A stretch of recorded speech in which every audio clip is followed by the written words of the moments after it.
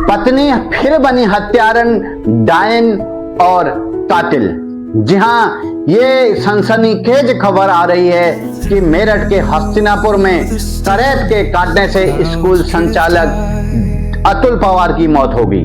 जी हाँ, और ये अतुल पवार की मौत क्यों हुई? क्योंकि उनकी धर्म पत्नी जो 7 फेरे लेकर उनके साथ साथ जीने और मरने की कस्में खाकर उनके साथ जीवन व्यतीत कर रही थी, और वो अतुल पवार उसके हर सुख दुख में उनका सारथी बना हुआ था, उनके साथ कंधे से कंधा मिलाकर उनके सुख दुख में साथ था। लेकिन अतुल पवार ने सपने में भी नहीं सोचा होगा कि मेरी पत्नी मेरी मौत की जिम्मेदार बनेगी, वो डायन बनेगी, वो हत्यारन बनेगी, और फिर इसी हिंदुस्तान की में वो काली कारनामा, जो काले कारतूत लिखे जा रहे हैं, उसमें भी वो अपना नाम लिखाएगी। और वो पत्नी का नाम है दामिनी। वो दामिनी जिन्होंने अपने पति के साथ 7 फेरे लिए और 7 जीने मरने की कस्में खाई और कितने वादे करे होंगे, लेकिन प्रेमी के साथ मिलकर उसने एक 15,000 रुपए में एक सांप खरीदा, करैत सांप खरीदा, और उसको 3 दिन तक भूखा रखा। समझिए कितनी इसकी जो हरकतें होंगी कितनी खतरनाक होंगी, कितनी विषैली होंगी, क्योंकि उसको लगा अगर सांप 3 दिन तक भूखा रहेगा तो ज्यादा डसेगा और उसको भूख लगेगी, और वो उस कारनामे में सफल हुए। और नींद में जब उसने नशीली दवाइयां डाली, जब रात को पत्नी सोने जा रहा था तो उसको नशीली दवाइयां देकर उसके बिस्तर पर सांप छोड़ दिया, और सांप ने अपना काम करा। उसको डसना था, उसने डसा।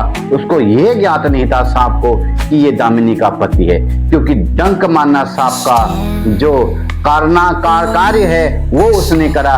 लेकिन धर्म पत्नी यहाँ पर फिर हत्यारन बनी, और उसने जो जघन्य अपराध किया है, पूरा संपूर्ण मेरठ हो या उत्तराखंड हो या पूरा हिंदुस्तान हो, ये खबर सुनकर त्राहिमाम हो गया, त्रस्त हो गया, स्तब्ध हो गया।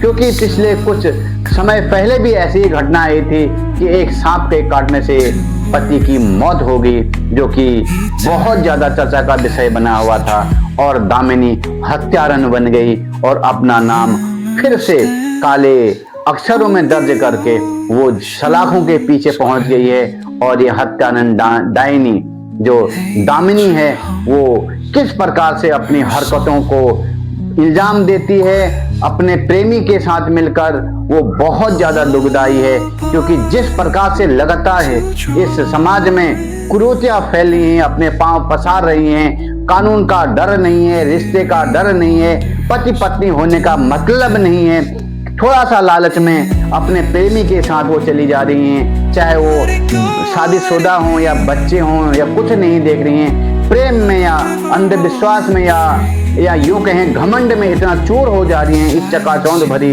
दुनिया में, कि वो भूल जा रही हैं कि मैंने जिससे शादी करी वो मेरा प्रेमी था और उसने 7 जीने मरने की कस्में खाई थी।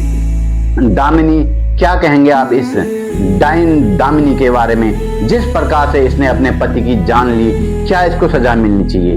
क्या हिंदुस्तान इस डायनी को माफ करेगा?